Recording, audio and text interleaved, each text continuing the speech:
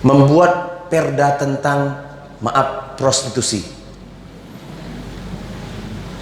buat peraturan tentang pelacur. Penting atau tidak? Penting. Berdasar apa pentingnya? Berdasarkan apakah kepentingan kita? Duduk legislatif, duduk eksekutif, ini punya masalah nih. Apa? Komplek Teleju. Itu udah lama, sejak dulu. Ya, jangan dilama-lamakan. Kita buat peraturan daerah. Apa bunyi peraturan daerah? Satu diantaranya, semua warga di komplek itu tak boleh kemana-mana. Situ aja. Kalau kemana-mana ditangkap. Satu. Dua, siapa saja yang akan ke situ jangan lupa bawa pengaman. Itu peraturan kan? Yang ketiga, semua siapa saja penghuni itu didata melalui institusi ini, itu dan bayar pajaknya. Menjadi aset daerah, dapat PAD.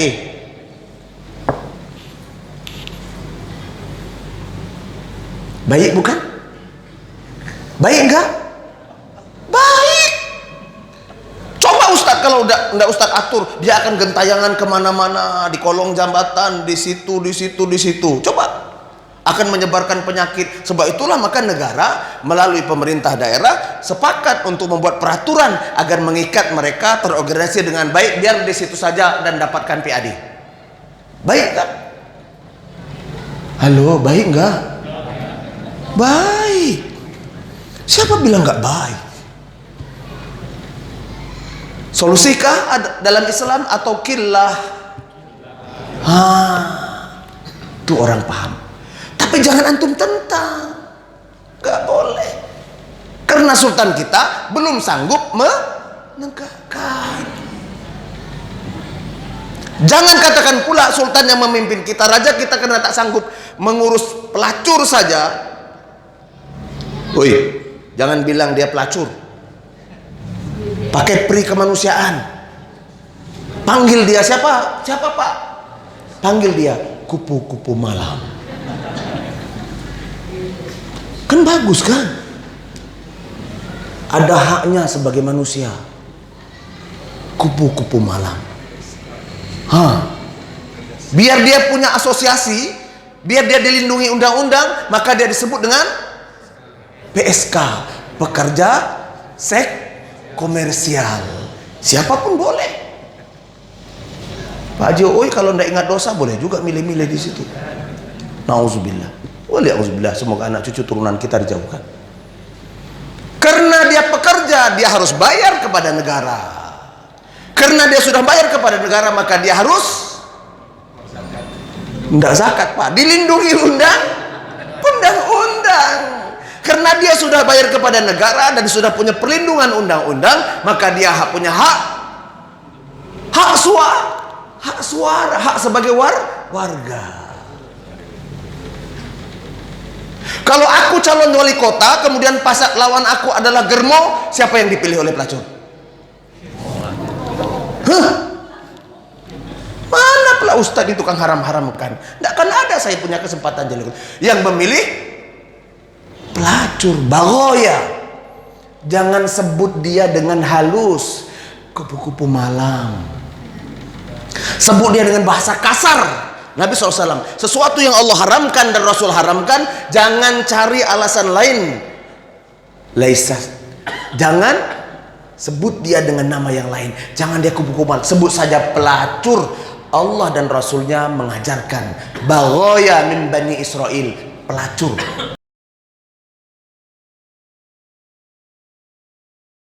Warahmatullahi wabarakatuh.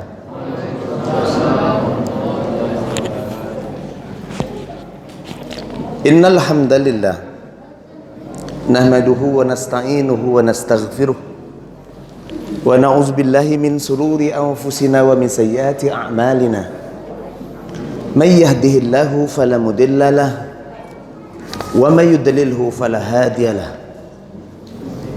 Asyhadu an la ilaha illallah wa nashhadu anna Muhammadan abduhu wa rasuluhu la nabiyya ba'dah.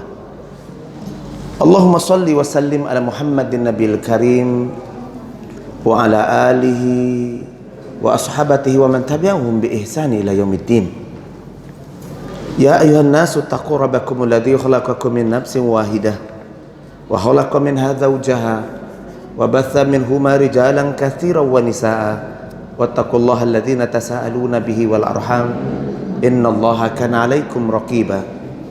Ya ayyuhalladzina amanu wa qulu qawlan sadida. Ya ayyuhalladzina amanu taqullaha wa qulu qawlan sadida. Yuslih lakum a'malakum wa yaghfir lakum dhunubakum wa may yuti'illah wa rasuluhu faqad faza fawzan 'azima. Tamu-tamu Allah yang budiman, jamaah salat maghrib yang dimuliakan Allah. Kita pahamkan dulu diri kita. Kita beri pengertian dulu pada diri kita. Kita tanamkan dulu pada diri kita bahwa benarkah Allah telah ridho Islam kita? Benarkah kira-kira kalau dihisab amal soleh kita Allah telah terima?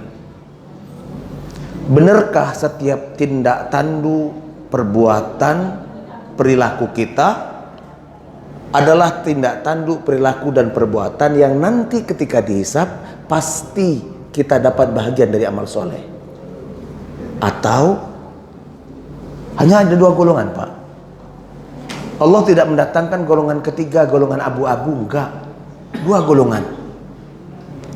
Golongan yang pertama tidak perlu cerdas,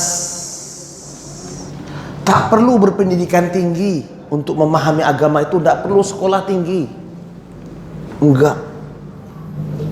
Karena kita akan lanjutkan kajian kita tentang zillah. Mengapa diri pribadi seseorang itu hina di mata Allah tentunya. Meskipun mulia di mata manusia, datang ke tempat antum, antum bentangkan red carpet, karpet merah, dihormati, disanjung.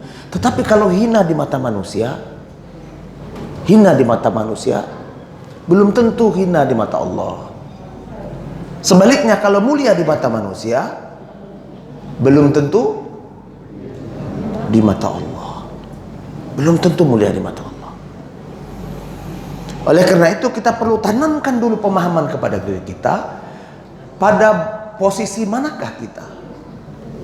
Posisi yang Allah ridho dengan Islam kita, yang kira-kira kalau dihisab amal soleh kita dari sholat maghrib ini, dari semua amalan yang kita lakukan, dapatkah kita dapat bahagian dari pahala itu?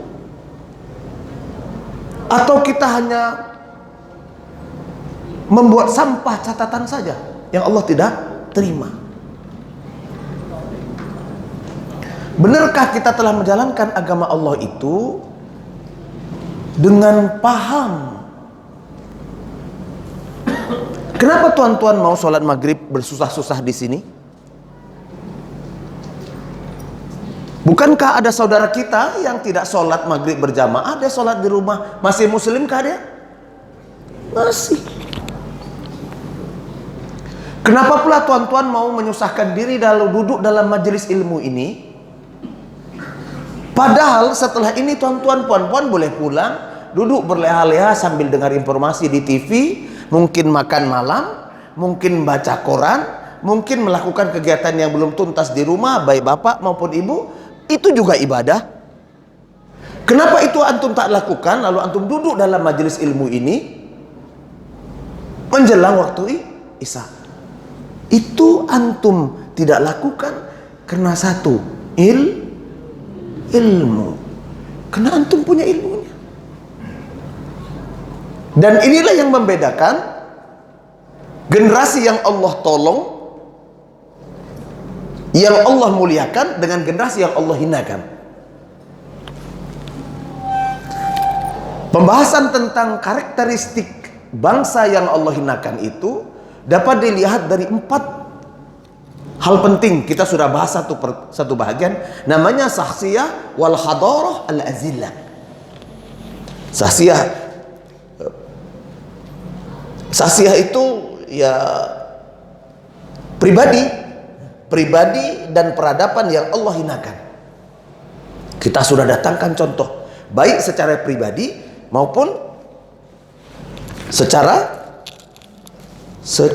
kenegaraan atau secara kelembagaan. Sebenarnya kita memulainya itu dari al-ummah al-jahiliyah. Dari umat jahiliyah ini dapat antum lihat 4 kriteria penting seperti mana yang saya akan ulang-ulang.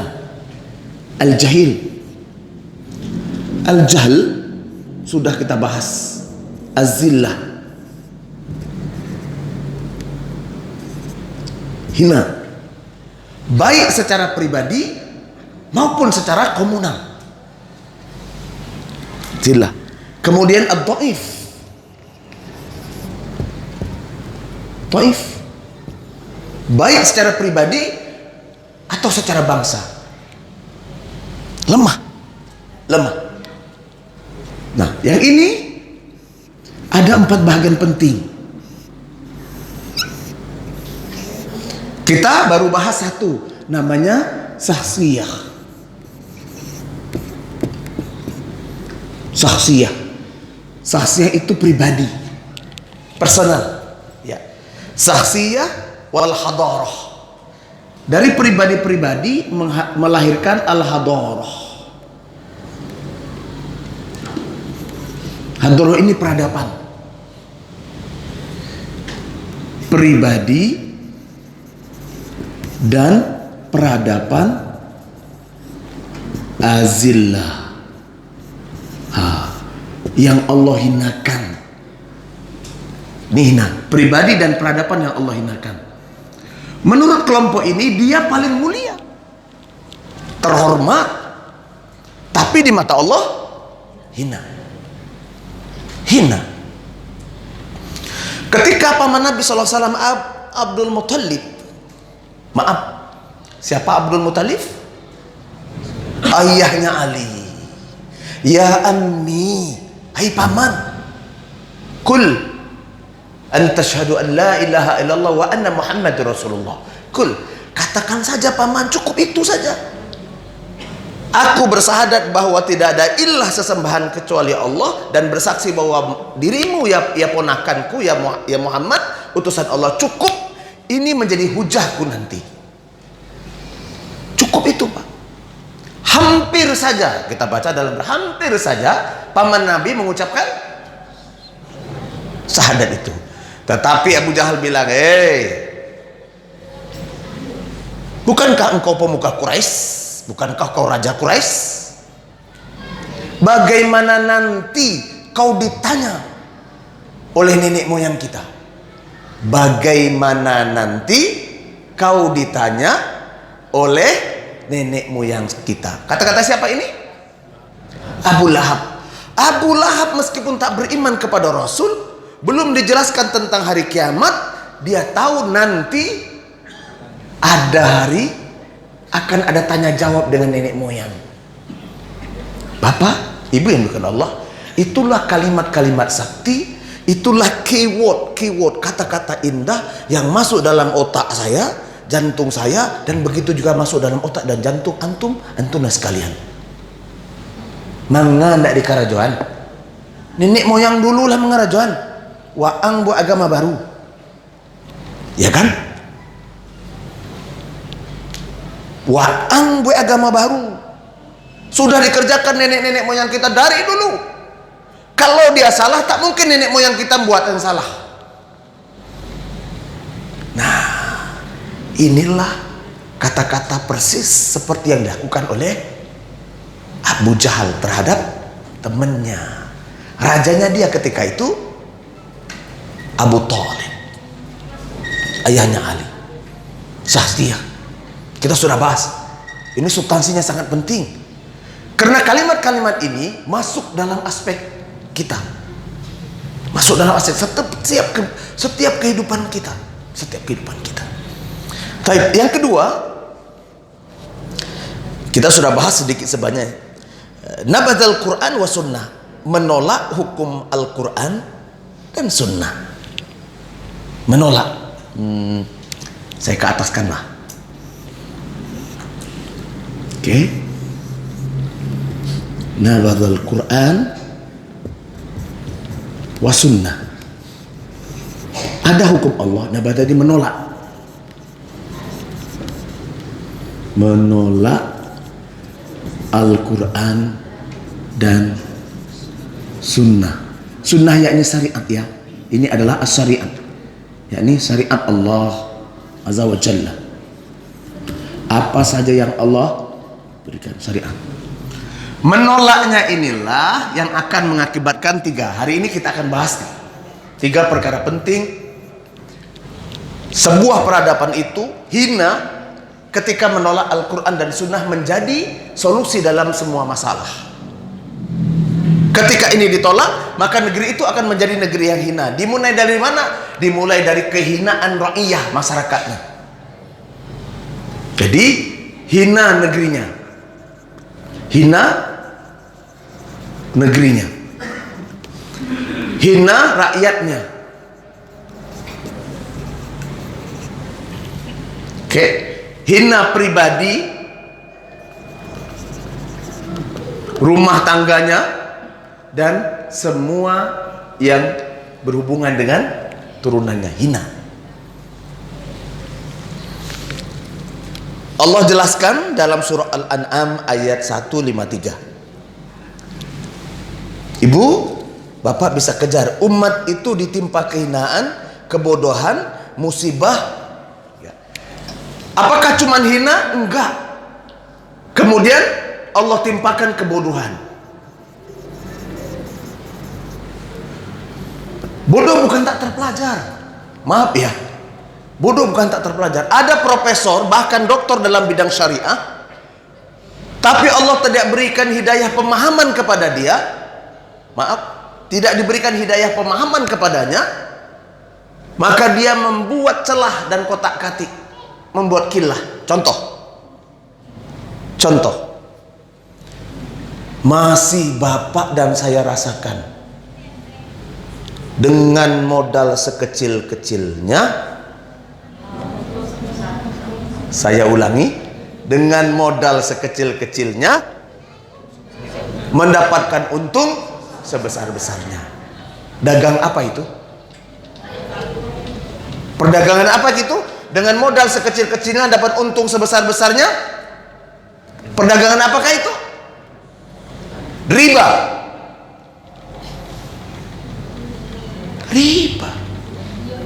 Oke Ustadz, kalau riba itu menohok karena dosanya paling kecil, seperti berzina dengan ibu kandung. Kita tukar sajalah yang islami, namanya suku islami kan? Halo? Hah? Margin. Dibuatlah celah supaya nanti kita akan bahas dengan hadis sahih. Subhanallah. Mohon maaf, saya angkat tangan, mohon maaf kepada tuan-tuan kalau agak panas telinganya. Hada kalam Allah wa kalam Rasulullah sallallahu alaihi wasallam. Saya hanya nyampaikan saja. Mari kita belajar menghindari dari ini. Kita belajar. Lihat kebodohan. Dengan keilmuannya dan segelar sederet doktor dalam bidang ekonomi dengan jurnal internasional berbagai publis yang sudah diterbitkan, maka dia layak menjadi guru besar dalam bidang ekonomi dan kemudian menyatakan hujah-hujah yang sungguh luar biasa dalam bidang ekonomi sehingga orang awam menganggap itu benar padahal batil. Itu dalam bidang ekonomi. Dalam bidang syariah, fikih, usul fikih, la ilaha illallah. Maaf sekali lagi, kena yang mengajar di institusi Islam, saya garis bawahi, saya tidak mau menyebutkan, karena yang mengajar di berbagai institusi Islam, negeri dan swasta, sekali lagi negeri dan swasta, belum tentu selamat akidahnya. Kalau ada pengajar, muallim, orang yang alim dalam bidang ilmunya, ya, waktu sholat masuk dia cuek saja, memang ada dalil bisa melambatkan, ya, bisa melambatkan dalam majelis ilmu sampai misalkan waktu isya, oke, azan dulu, azan tuntas, lalu kita ada dalilnya dari riwayatnya, kita bisa azan dulu. Setelah azan kita lanjutkan kajian mungkin setengah jam atau mungkin 40 menit dengan dialog. Kemudian kita tutup kajian, terus tegakkan salat isya dengan qamat. Karena salat sunnahnya sudah digantikan dengan majelis ilmu. Duduk dalam majelis ilmu adalah wajib. Semua salat sunat, baik salat sunat yang tadi akan kita kerjakan qablah atau qabliyah sebelum isya, telah dapat pahala karena duduk dalam majelis ilmu dan tidak tergolong dalam melalaikan salat. Siapa yang mengatakan ini? Rasulul tu ilmu. Tu ilmu. Boleh diambil fasilitas itu? Boleh. Bolehkah ditegakkan sholat dulu? Pun boleh. Tidak ada masalah. Taib. Yang bicara itu bukan nafsu tapi ilmu. Ilmunya dari mana? Dari Allah melalui lisan Nabi SAW. Tidak kata guru saya, bekok lah sholat isya sampai jam 3 subuh. Sah enggak sholat isyanya? Sah. Siapa bilang enggak sah? Sah. Sedangkan nonton sinetron aja kita masih tangguh kan? Ibu-ibu, bapak-bapak ada juga yang kecanduan sinetron atau drakor. Bapak-bapak anda suka drakor. Ibu-ibu yang suka melankolis. Tahu dia pak, iklan itu, ini 9 kali iklan. Ambil wudu, gulung mukena. Masih sempat tuh begitu iklan. Ambil wudu masih sempat. Saya tengoklah ibu-ibu enggak di sini, ibu-ibu tempat lain,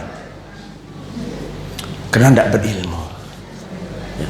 Udah tahu drakor itu bohong kan? Pakai nangis-nangis, udah bohong, nangis-nangis lagi. Nggak mutu banget ya pak. Coba cerita sahabiah seperti itu, jadi terinspirasi kita. Sahabiah malah nggak dibahas, paling yang dengar Khadijah, Aisyah. Kalau ingin menjadi Aisyah atau ingin menjadi Zainab atau menjadi Hafsah, harus melewati Aisyah dulu, harus melewati Khadijah dulu, harus melewati Khadijah itu. Ini dalil ibu-ibu, paham pak? Paham maksud saya? Jangan senyum-senyum. Bapak paham?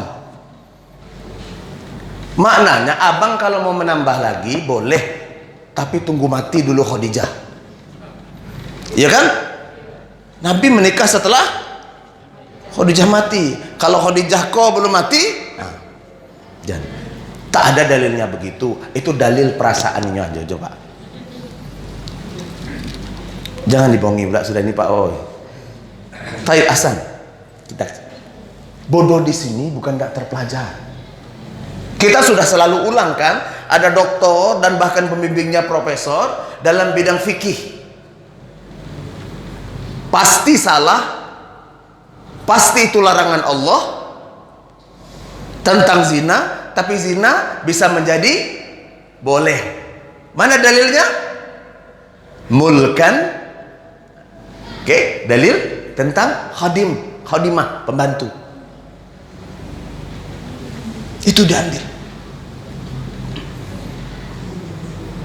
Dan didatangkan setumpuk dalil, didatangkan segudang alasan, segudang argumentasi, sampai orang awam, betul ya. Coba mencari kilah, cari alasan. Bukan tidak terpelajar, pintar. Sesuatu yang Allah telah larang berdasarkan dalil, haram. Tidak ada jalan lain. Membuat perda tentang prostitusi, buat peraturan tentang pelacur, penting atau tidak? Penting. Berdasar apa pentingnya? Berdasarkan apakah kepentingan kita? Duduk legislatif, duduk eksekutif ini punya masalah nih. Apa? Komplek Teleju. Itu udah lama sejak dulu. Iya. Jangan dilamo-lamokan. Kita buat peraturan daerah. Apa bunyi peraturan daerah? Satu diantaranya, semua warga di komplek itu tak boleh kemana-mana. Situ aja. Kalau kemana-mana ditangkap. Satu. Dua, siapa saja yang akan ke situ jangan lupa bawa pengaman. Itu peraturan kan? Yang ketiga, semua siapa saja penghuni itu didata melalui institusi ini, itu dan bayar pajaknya. Menjadi aset daerah, dapat PAD.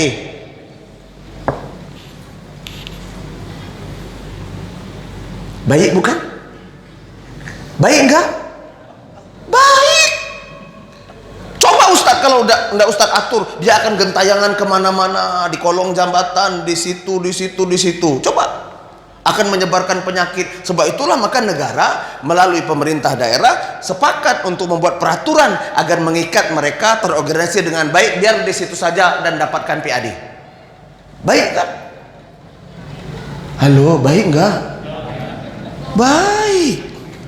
Siapa bilang enggak baik? Solusikah dalam Islam atau killah? Itu orang paham. Tapi jangan antum tentang. Gak boleh. Karena sultan kita belum sanggup menegakkan. Jangan katakan pula sultan yang memimpin kita, raja kita, karena tak sanggup mengurus pelacur saja. Woi, jangan bilang dia pelacur. Pakai pri kemanusiaan. Panggil dia siapa? Siapa Pak? Panggil dia kupu-kupu malam. Kan bagus kan? Ada haknya sebagai manusia. Kupu-kupu malam. Biar dia punya asosiasi, biar dia dilindungi undang-undang, maka dia disebut dengan PSK, pekerja seks komersial. Siapapun boleh. Pak Haji Oi kalau tidak ingat dosa boleh juga milih-milih di situ. Nauzubillah. Waliauzubillah, semoga anak cucu turunan kita dijauhkan. Karena dia pekerja, dia harus bayar kepada negara.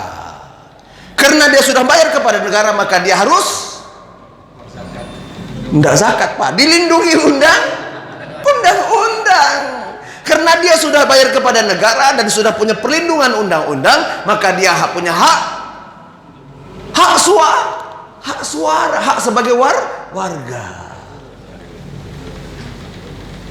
Kalau aku calon wali kota, kemudian pasak lawan aku adalah germo, siapa yang dipilih oleh pelacur?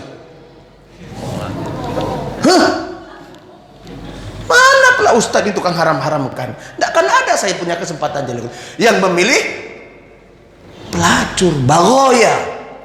Jangan sebut dia dengan halus, kupu-kupu malam. Sebut dia dengan bahasa kasar. Nabi SAW, sesuatu yang Allah haramkan dan Rasul haramkan, jangan cari alasan lain. Laisa, jangan sebut dia dengan nama yang lain. Jangan dia kupu-kupu malam, sebut saja pelacur. Allah dan Rasulnya mengajarkan bagoya min Bani Israel, pelacur, bagoya, keras. Kenapa? Biar telinga ini panas. Kenapa panas? Itu batil, agar dijauhi oleh anak cucu kita. Ini bukan kerja orang bodoh. Tidak kerja orang bodoh. Abu Jahal itu nggak bodoh. Nggak bodoh. Tapi kalau tidak mengikuti syariat Allah, menolak Al-Quran dan Sunnah sebagai panglima kehidupan, pasti dia bodoh. Menurut ukuran Allah, dia bodoh. Apalagi Pak bodoh? Setelah bodoh dan pasti hina, kebodohan, musibah. Ini satu ya baru. Ini kedua. Yang ketiga itu negeri itu na'udzubillah waliya'udzubillah. Sriwijaya belum tuntas, datang gempa bumi. Mamuju Mamujaya, Mamuju. Belum tuntas Mamuju, 2 hari yang lalu 7,1 skala Richter. Manado. Bagaimana kalau Pekanbaru? Nauzubillah waliyauzubillah. Allah kirim janganlah 7, 5,00 skala Richter, pas jantung kota, kantor wali kota atau kantor gubernur. La ilaha illallah. Tak jauh sini Pak Oi. Kalau dikasih pusat gempanya situ Pak 5,00, bum, terbenam ke bawah Pak, 600 meter minimum sampai 1,2, 1.200 meter, atau paling kurang 600 sampai 900.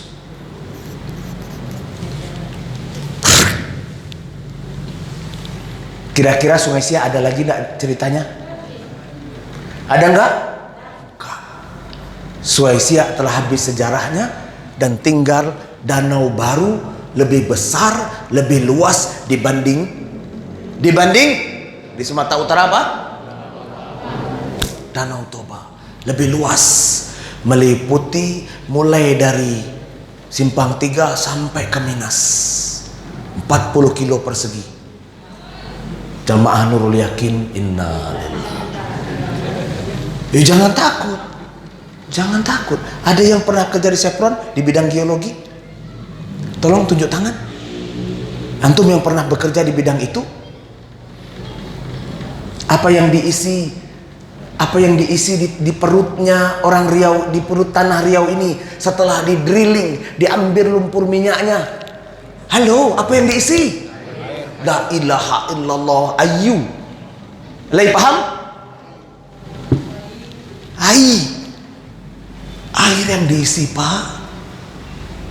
Kalau digoncang permukaannya sedikit, air itu turun, maka membelunderlah seperti Poso, negeri Pasar Ungu, Lembek, Masjid Bus, na'uzubillah waliyahzubillah. Musibah terus, begitu terus musibah. Pahamkah dia? Dia enggak paham. Kenapa?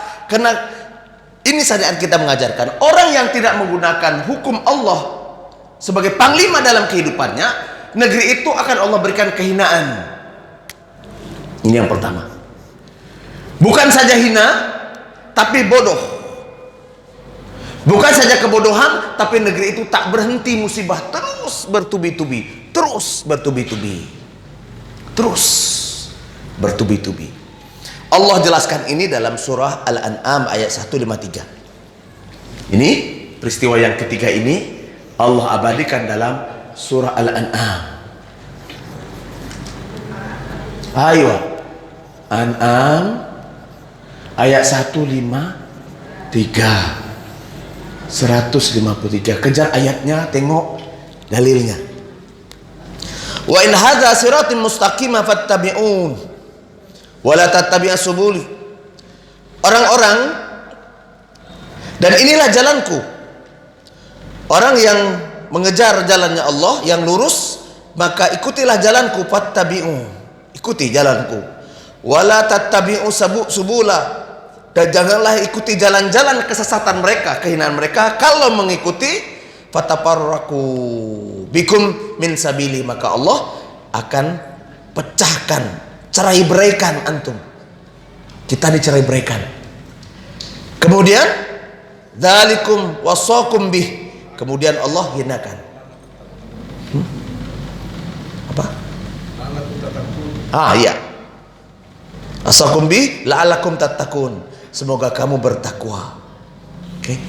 Pak, Allah jelaskan kalau tidak mengikuti itu, negeri kamu itu akan negeri hina. Sudah ada hina, bodoh, sudah ada bodoh, musibah, dan apa ujungnya? Negeri itu akan Allah jadikan cerai berai.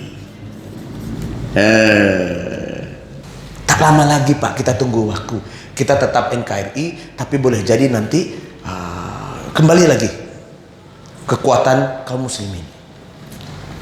Negeri kita terlalu besar, boleh jadi besok menjadi beberapa negeri bahagian. Ya, tunggu saja waktunya. Tapi lawan-lawan antum mereka telah menyiapkan pedang-pedang tercanggihnya, sementara antum lading untuk motong hidung apa aja pun baliang. Musuh-musuh kita telah menyiapkan senjata-senjata hebat yang akan memancung kita, tapi kita masih cuek. Ini bagian pertama. Allah akan cerai beraikan. Kok bisa Ustadz? Bagaimana bisa bercerai berai? Maka yang kedua ini bagian pertama, hina, kebodohan, miskin, dan cerai berai. Allah abadikan dalam surah Al-An'am ayat 153. Yang kedua, kalaulah dia sudah tercerai berai, sebagai indikasi cerai berai, Allah berikan kepadanya pemimpin. Pemimpin kaum muslimin itu adalah merupakan pemimpin yang tidak mau menggunakan hukum Allah kecuali mereka mengadopsi konstitusi dari kufur. Kenapa tercerai berai? Karena dia, yang kedua, pemimpin kita, ulil amri kita,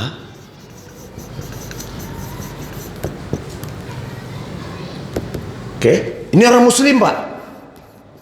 Pemimpin kamu itu yang sudah tercerai berai, negerimu yang hina, negerimu yang dalam keadaan kebodohan, kemiskinan, negeri yang banyak musibah itu, dan bercerai berai, pemimpinmu itu muslim. Lalu dengan musibah yang begitu banyak, apakah dia kembali kepada hukum Allah? Tidak, kata Allah. Dia malah mengadopsi hukum selain hukum Allah, hukum kufur atau kufar. Dia mengadopsi hukum kufar. Sudahlah Allah hinakan pemimpin itu, tapi dia tidak malah kembali ke Allah, mengadopsi hukum kufar. Hukum kufar. Contoh, memperbaiki ekonomi kita, memperbaiki utang negeri kita, memperbaiki pendapatan negeri kita dengan cara Islam atau ikut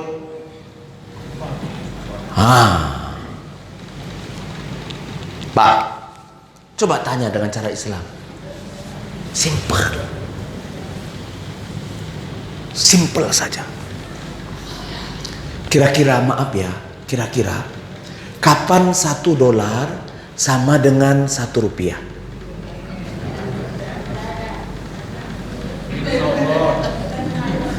Kapan $1 sama dengan Rp5? Kapan Rp1 sama dengan $200? Kapan? Kok menggeleng? Wallahi, demi Allah, selama mengikuti caranya kufar, antum dan negeri antum tidak pernah. Ukuran kesejahteraan kita kan dolar. Maaflah, takkan pernah. Jangankan $1 sama dengan Rp1, apatah lagi Rp1 $200, Rp1 $5, tidak mungkin dengan cara kufar. Kalau boleh berandai-andai, aku jadi presiden, kan ada sedang tren tuh, kalau boleh bermimpi jadi presiden, pasang foto entah sapo-sapo, ya kan, entah anak sapo apa emak yang tidak tahu ujung riwayatnya, bermimpi jadi presiden, ya kan, sedang tren tuh kan. Kalaulah ada seorang muslim yang taat lalu menjadi presiden, cukup menginstruksikan Menteri Keuangan, Gubernur Bank Indonesia, ulama, praktisi ekonomi muslim, duduklah kalian. Duduk. Sudah duduk Pak Presiden, ini Presiden Soleh, contohlah Insyaallah mungkin kalau tak sekarang, besok lusa lah, atau anak-anak kita, atau orang yang di luar masjid ini, Menteri Keuangan, Gubernur BI, pengusaha muslim, orang-orang soleh, duduklah kalian. Sudah duduk Pak Presiden, apa? Coba pikirkan, macam mana menyelamatkan hutang kita ini. Coba pikirkan, macam mana kira-kira agar $1 sama dengan Rp1, atau Rp1 sama dengan $5. Pening enggak? Pening enggak? Pening, tapi tidak pening dengan cara Islam. Presiden hanya memerintahkan satu kalimat. Gubernur Bank Indonesia, buat mata uang baru Rp1 sama dengan 1 gram emas. Rp1 sama dengan 1 gram emas. Berapa 1 gram emas? 900.000. Berapa $1? 14.000. 900.000 bagi 14.000 berapa? 100 lebih. Krisis Amerika kepada rupiah. Salah Ustaz, terlalu tinggi, kasihan tumbang negeri Amerika. Oke, sudah tukar. $1 sama dengan 1 gram perak. 1 gram perak berapa? Tot, angkatlah Rp40. Masa Rp40 1 gram perak?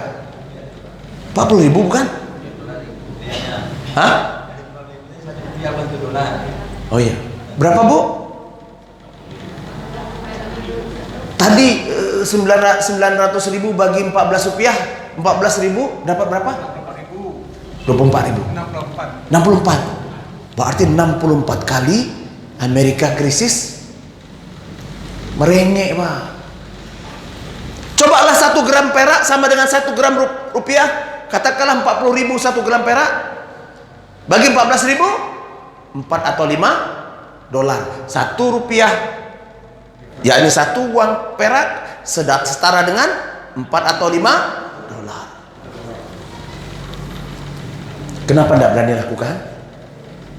Kenapa tidak berani lakukan? Jangan macam-macam. Presiden, uang utang, utang dan lama tidak berbayar, kini bunga lah, aku tambah hutang balik. Saudara yang dimuliakan Allah, selama sistem itu diciptakan, kita butuh orang yang berani, panglima hebat, keluar dengan cara kufur, insya Allah. Kalau itu dilakukan, dunia akan mengancam, awas, apa dia? Embargo. Kira-kira kalau selama 6 bulan kita tidak makan produknya Amerika, setahun mati tidak orang Pekanbaru? Betul. Kita tidak makan KFC, mati tidak? Tidak makan produk Denon, mati tidak? Pokoknya itu, mati enggak? Insya Allah enggak. Air sumur kita masih banyak, ubi kita masih banyak, ikan kita, Allahu Akbar. Kenapa takut? Kenapa takut? Pemimpin kita muslim tak sanggup berbuat. Yang ketiga, nanti habis pula waktunya. Yang ketiga, kenapa hina? Karena muamalahnya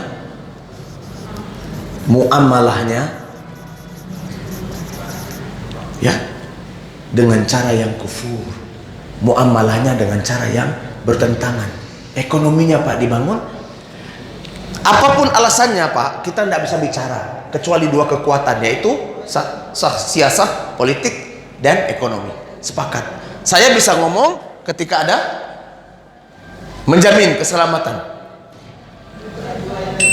Kalau tidak bisa dijamin. Kedua, ini hadis sahih ya, Bukhari Muslim. Kita akan bahas secara panjang lebar tentang muamalah. Kenapa muamalah kita hina? Apakah yang membuat muamalah kita hina? Kenapa halal haram kita tak peduli? Sampai keluar istilah, ala ustaz jangan idealis lah, cari yang haram saja payah, apalagi kata-kata siapa itu? Cari yang haram aja payah, apalagi kata-kata siapa itu? Kata-kata syaitan. Yang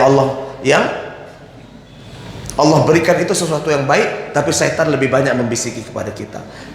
Ibu, hinanya Nabat Al-Quran wa Sunnah, hinanya ketika kita meninggalkan Al-Quran itu, negeri itu akan dijadikan negeri yang hina. Apa yang hina? Kebodohan, musibah, dan cerai-berai. Kedua, pemimpin mereka, Allah kirim pemimpin yang sudah dalam kehinaan negeri itu, dia tak lari kepada Allah, tetapi justru lari dengan hukum kufur. Kemudian muamalah yang dibangun adalah muamalah yang zalim. Muamalah yang zalim. Virus corona ini menghentakkan semua lini kehidupan. Hanya orang kecil, tapi beberapa kelompok orang tertentu panen raya. Iya enggak? Saudagar apotik panen enggak? Saudagar dan pengusaha alat-alat industri rumah sakit panen enggak? Panen. Tukang gali kubur panen enggak? Muntah dia gali kubur. Panen. Tapi terhinakan di satu sisi, dimuliakan di sisi yang lain. Pak, inilah kehinaan. Mohon maaf kalau saya membahasnya tidak terstruktur, tapi paling tidak inilah bahagian penting yang mungkin kita akan lanjutkan insya Allah pada pertemuan. Saya nampaknya tidak ada jadwal lagi, asal kosong gas terus tak? Iya, saya suka seperti itu. Selama tuan-tuan tidak larilah tengok wajah saya. Semoga bosannya tuan-tuan menjadi cahaya nanti kita Allah pertemukan. Bosan dalam majelis ilmu, Allah berikan kemuliaan. Berdoa kepada Allah agar hati kita lapang, agar jiwa kita tentram, agar kita betul-betul di manhaj yang benar, barisan yang benar, dibangkitkan setelah Rasulullah dan dibangkitkan setelah ahli syuhada, ahli baqi, kemudian melewati siratal mustaqim bagaikan kilat. Semoga Allah memberikan kemuliaan kepada kita, memberikan keberkahan dalam hidup kita, memberikan anak cucu yang soleh solehah kepada kita. Semoga Allah menjauhkan kita dari bala, bencana, musibah, virus dan apapun. Semoga Allah menyelesaikan semua hutang piutang kita bagi yang berhutang. Semoga Allah carikan solusi yang terbaik dalam kehidupan kita. Semoga rumah tangga anak dan antum menjadi rumah tangga yang sakinah mawaddah warahmah. Semoga negeri ini, negeri Pekanbaru dan negeri Indonesia secara keseluruhan dijauhkan dari musibah. Semoga kita diberikan pemimpin yang soleh, yang amanah. Semoga Masjid Nurul Yakin menjadi mercusuar nanti. Insya Allah kita akan saksikan Masjid Nurul Yakin akan menjadi cahaya dan insya Allah akan menjadi syafaat kepada antum, bagi antum yang konsisten menghadiri majelis ilmu dalam majelis-majelis yang telah disiapkan oleh Bapak pengurus. Semoga pengurus kuat, dijaga oleh Allah, diberikan kekuatan, dan antum juga demikian. Subhanakallahumma bihamdik asyhadu an la ilaha illa anta astaghfiruka wa atubu ilaik. Billahi taufiq wal hidayah. Assalamualaikum warahmatullahi wabarakatuh.